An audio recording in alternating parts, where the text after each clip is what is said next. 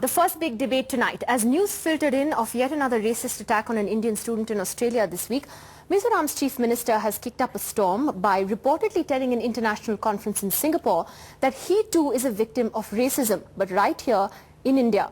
He was quoted to have said that in India, people ask me if I'm an Indian. When I go to the south, people ask me such questions. They ask me if I'm from Nepal or elsewhere. However, in a statement issued this afternoon, his office says his remarks were not interpreted correctly, that he only said that since India is a multiracial country, there could sometimes be misunderstandings based on the physical features of individuals. But is he really saying something bigger than that?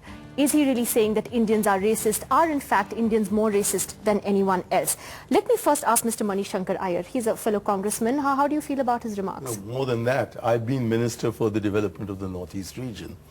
And I think his remarks were totally misinterpreted, because when I read the headline and then read the story, it didn't seem to me that the two were in consonance at all.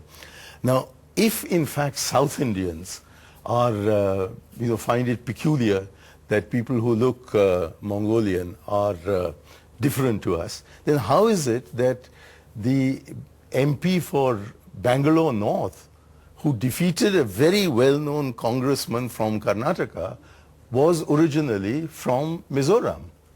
And the most well-known Northeast Indian that we have in the civil service, James Michael Lingdo, has chosen to live in Andhra Pradesh, not in Meghalaya, after his retirement. And professionally, I had to deal with a lot of these people. Do you know that something like 20% of the call center strength in Bangalore city is made up of people from the Northeast? And when you get into any aeroplane in India now, not so much 10 years ago, but now into any aeroplane, you go into any hotel, you go into any restaurant, the chances are that anyone in the hospitality industry is more likely to be from the Northeast than from anywhere else in the country. So you think you don't and in Delhi, them? we've got 2.5 lakh Northeastern students studying. So yeah, there are problems. I mean, I'm a South Indian who studied in the North, and as a child I used to be asked whether I eat rasam like this.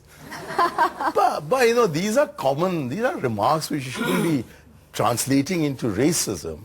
And I certainly believe that of all the speakers that we've had, the most popular in India ever was Purno Sangma.